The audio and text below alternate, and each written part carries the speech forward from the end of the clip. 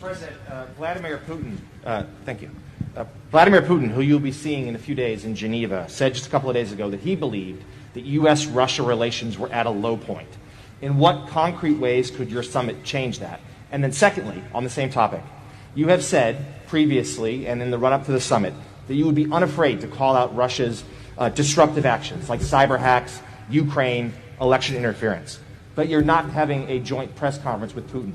Why not take the chance to stand side by side with him and say those things to him with the world watching?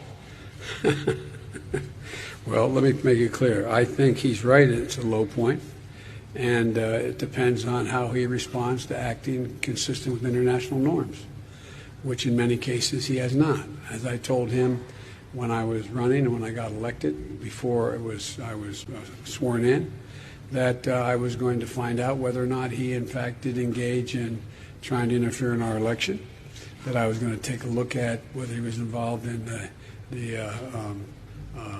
cybersecurity breach that occurred, et cetera. And if I did, I was going to respond. I did. I checked it out, so I had access to all the intelligence. He was engaged in those activities. I did respond and made it clear that I'd respond again. With regard to, I always found, and I don't mean to suggest that the press should not know, but this is not a contest about who can do better in front of a press conference or try to embarrass each other. It's about making myself very clear what the conditions are to get a better relationship are. We're not looking for conflict. We are looking to resolve those actions which we think are inconsistent with international norms, number one. Number two, where we can work together, we may be able to do that in terms of some strategic doctrine that may be able to be worked together. We're ready to do it. And there may be other areas. There's even talk there may be the ability to work together on climate.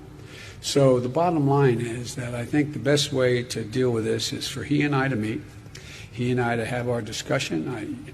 I know you don't doubt that I'll be very straightforward with him about our concerns. And I will make clear my view of how that meeting turned out, and he'll make clear how from his perspective, how it turned out. But I don't want to get into being diverted by did they shake hands, how far did they talk, who talked the most, and the rest. He can say what he said the meeting was about, and I will say what I think the meeting was about. That's how I'm going to handle it.